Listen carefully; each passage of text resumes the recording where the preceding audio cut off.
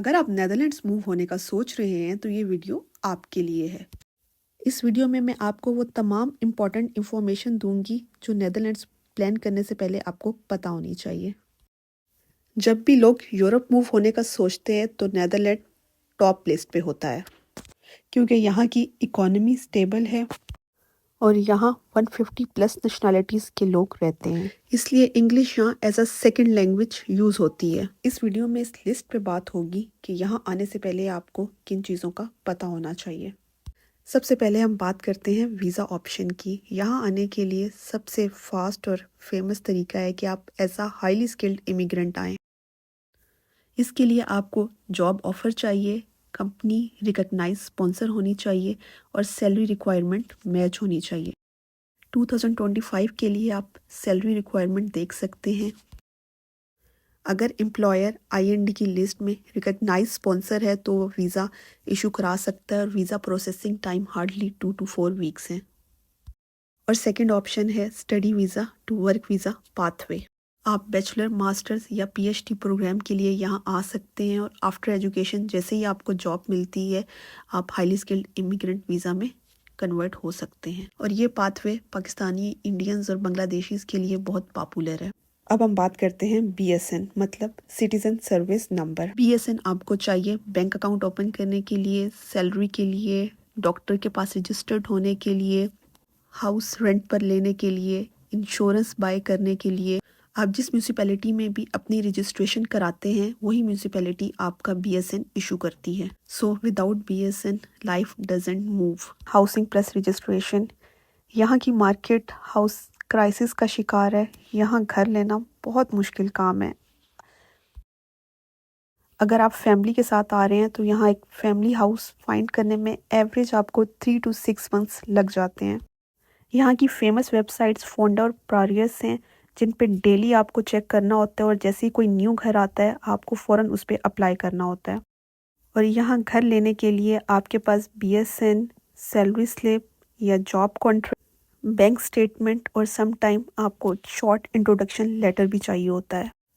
यहाँ एक family house के लिए landlord at least 20 to 50 applications receive करता है।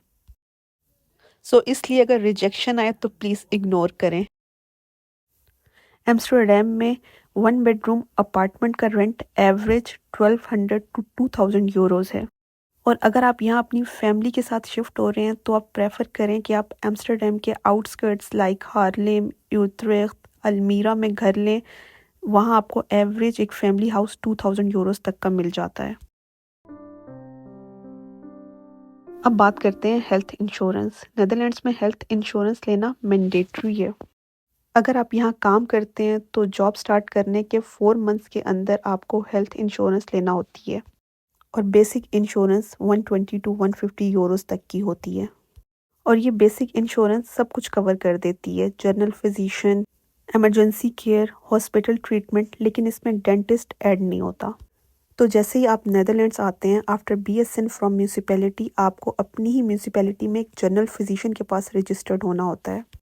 जीपी ही आपको चेक करता है, मेडिसिन देता है और ज़रूरत पड़ने पर अगर आपको हॉस्पिटल जाना हो तो आपको हॉस्पिटल में स्पेशलिस्ट के पास रेफ़र भी कर देता है।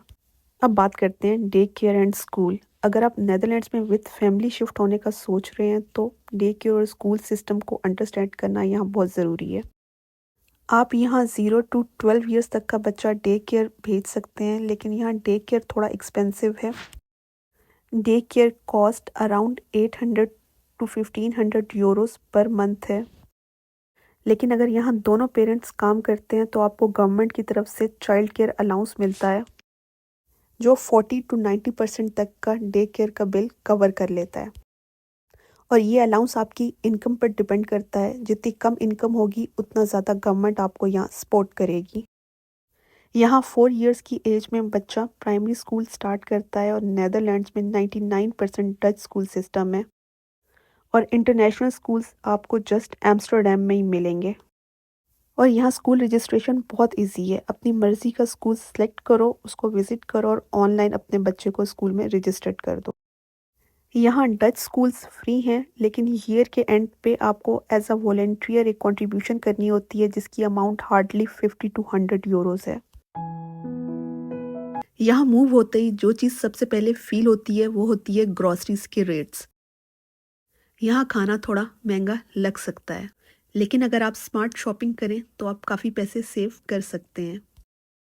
अगर आप बजट में रह के ग्रॉसरी करना चाहते हैं तो नेदरलैंड्स में आपको बजट फ्रेंडली सुपरमार्केट्स मिलेंगी जिनमें लिडल, फोमोर और ऑल्डी शामिल हैं। और मुझे ये लगता है कि एल्बर्ट हाइन से एटलीस्ट 20 to 30% चीप सुपरमार्केट्स हैं। इनके अलावा आपको यहाँ मोरक्कन और तुर्किश सुपर स्टोर्स भी मिलेंगे जहाँ से आप हलाल फ्रेश मीट भी बाय कर सकते हैं। यहाँ एवरेज पर person grocery cost per month 200 to 350 euros है, लेकिन ये पर्सन टू पर्सन और फैमिली टू फैमिली वेरी करता है कि आपकी क्या हैबिट्स हैं और आपका लाइफस्टाइल क्या है। लेकिन अगर आप बजट फ्रेंडली सुपरमार्केट में जाएं तो आप इजीली सेव कर सकते हैं। अब बात की जाए ट्रांसपोर्टेशन की। यहाँ सबसे सस्ता, फास्ट और हेल्दी ऑप्शन है साइकिलिंग। आप एक अच्छा second hand cycle 100 to 200 Euros तक ले सकते हैं और आई थिंक ये एक अच्छी इन्वेस्टमेंट है। इसीलिए यहाँ 90% लोग साइकिल यूज़ करना प्रेफर करते हैं। अगर आप पब्लिक ट्रांसपोर्ट यूज़ करना चाहें तो average cost per month 100 to 300 Euros होती है, लेकिन ये डिपेंड करता है कि आप कितना पब्लिक ट्रांसपोर्ट यूज़ कर रहे हैं। और इसके साथ ही मैं आपको इंटीग्रेशन का भी बताती चलूँ। अगर आप यहाँ हाईली स्किल्ड इमिग्रेंट वीज़ा पे हैं तो आपको 5 साल चाहिए। आफ्टर 5 ईयर्स ही आप सिटीज़नशिप के लिए अप्लाई कर सकते हैं। और इंटीग्रेट होने के लिए language requirement highly skilled immigrants के लिए A2 है। लेकिन अगर आप स्पाउस वीज़ा पे हैं तो आप 3 साल बाद सिटीज़नशिप के लिए अप्लाई कर सकते हैं और सिटीज़नशिप अप्लाई करने के लिए लैंग्वेज रिक्वायरमेंट स्पाउस वीज़ा पे B1 है। इसके साथ ही अब मैं वीडियो को एंड करती हूँ। अगर आपको कोई और इन्फॉर्मेशन भी चाहिए तो प्लीज़ कमेंट्स में ज़रूर बताइएगा।